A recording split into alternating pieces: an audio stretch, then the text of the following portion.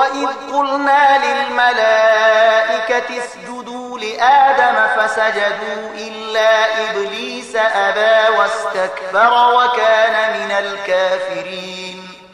او کله چې موږ پرښتو ته امر وکړ چې د آدم په وړاندې سرونه ښکته کړئ نو ټولو سرونه ښکته کړل خو ابلیس انکار وکړ.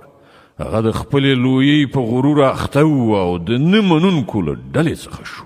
وقلنا يا آدم اسكن أنت وزوجك الجنة وكلا منها رغدا حيث شئتما ولا تقربا هذه الشجرة فتكونا من الظالمين.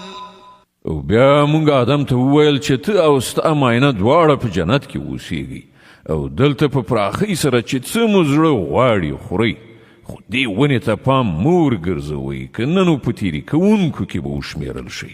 فأزلهما الشيطان عنها فأخرجهما مما كانا فيه وقلنا اهبطوا بعضكم لبعض عدو ولكم في الأرض مستقر ومتاع إلى حين.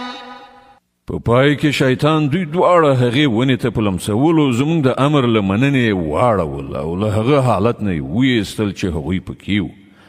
موږ امر وکړ چې اوس تاسې ټول دې ځایه کوز شئ. تاسې یو د بل دښمنان یې او ستاسې تر یوې خاصې مودې پورې په ځمکه کې هستوګنه او هملته ژوند تېرول دي. فتلقى آدم من ربه كلمات فتاب عليه إنه هو التواب الرحيم. نو آدم له خپل پروردګار څخه څو کلمې زده کړې او پروردګار یې د هغه توبه قبوله کړه. بېشکه چې هغه لوی توبه قبلونکی او د رحمت څښتن دی.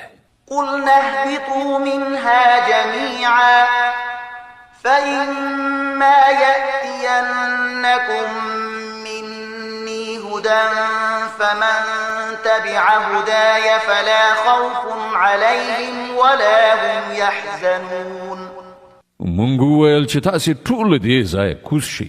بیا چې تاسې ته زما له خوا کوم هدایت ورسیږي نو څوک چې زما د دې هدایت پیروي وکړي نو پر هغو باندې به څه ویره او غم نه وي. والذين كفروا وكذبوا بآياتنا أولئك أصحاب النار هم فيها خالدون. او څوک چې د ده له منلو نه انکار وکړي او زموږ آیاتونه دروغ وانګیري هغوی دوزخ ته ورتلونکي دي. هلته به هغوی همیشه اوسیږي. يا بني إسرائيل اذكروا نعمتي التي أنعمت عليكم وأوفوا بعهدي أوف بعهدكم وإياي فارهبون. ای بني اسرائیلو لږ پاملرنه وکړئ زما هغه نعمت ته چې پر تاسې مې لورولی و. له ما سره چې ستاسې کوم تړون و هغه تاسې سرته ورسوئ نو زما چې له تاسې سره کوم تړون و هغه به زه ترسره کړم او یوازې له ما نه وویریږئ. وآمنوا بما أنزلت مصدقا لما معكم ولا تكونوا أول كافر به ولا تشتروا بآياتي ثمنا قليلا وإياي فاتقون. او ما چې کوم کتاب لیږلی دی پر هغه ایمان راوړئ. دا د هغه کتاب تاییدونکی دی چې له تاسې سره له پخوا نه موجود و. له دې عمله تر ټولو د مخه تاسې ورڅخه انکار مه کوئ. په لږ بیه زما آیاتونه مه خرڅوئ او زما له غضب نه ځان وساتئ. ولا تلبسوا الحق بالباطل وتكتموا الحق وأنتم تعلمون. باطل ته د حق جامه مو راغوندئ او له پوهېدو سره سره د حق پټولو هڅه مه کوئ. وأقيموا الصلاة وآتوا الزكاة واركعوا مع الراكعين. لمونځ قایم کړئ، زکات ورکړئ او کوم خلک چې ماته ټیټیږي تاسې هم له هغو سره ټیټ شئ. أتأمرون الناس بالبر وتنسون أنفسكم وأنتم تتلون الكتاب أفلا تعقلون. تاسې خو نورو ته د ښې لارې غوره کولو لپاره وایاست مګر خپل ځان هیروئ. په داسې حال کې چې تاسې کتاب لولئ آیا تاسې له پوهې څخه هیڅ کار نه اخلئ؟ واستعينوا بالصبر والصلاة وإنها لكبيرة إلا على الخاشعين الذين يظنون أنهم ملاقو ربهم وأنهم إليه راجعون. په صبر او لمانځه د الله مرسته وغواړئ. په دې کې شک نشته چې لمونځ یو ډېر سخت کار دی، مګر په طاعت کوونکو کوم کسان چې یقین لري دوی له خپل رب سره یو ځای کیدونکي او د همغه لوري ته ورګرځي. يا بني إسرائيل اذكروا نعمتي التي أنعمت عليكم وأني فضلتكم على العالمين. ای بنی اسرائیلو، زما هغه نعمت در یاد کړئ چې هغه مې پر تاسې پیرزو کړی او دا چې د نړۍ پر ټولو ملتونو مې تاسې ته فضیلت در کړی.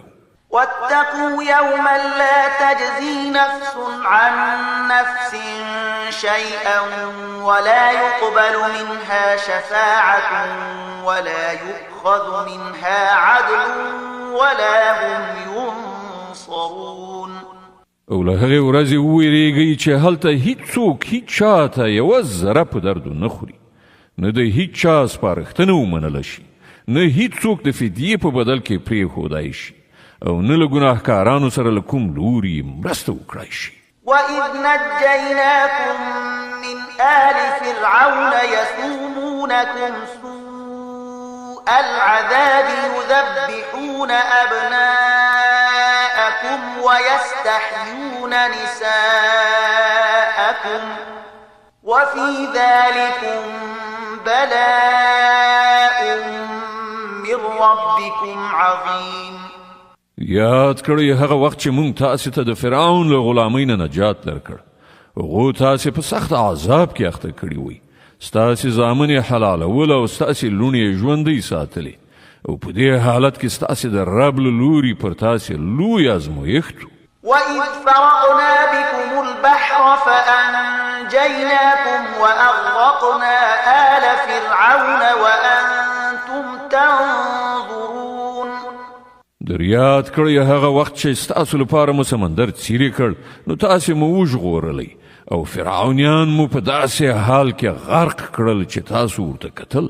وإذ واعدنا موسى 40 ليلة ثم اتخذتم العجل من بعده وأنتم ظالمون ثم عفونا عنكم من بعد ذلك لعلكم تشكرون.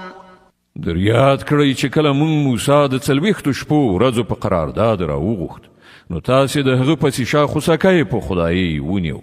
په هغه وخت کې تاسې له حده ډېر زیات تیری کړی و، خو د هغې له پاسه هم مونږ تاسې ته عفو وکړه چې ښایي اوس شکر کوونکي اوسئ.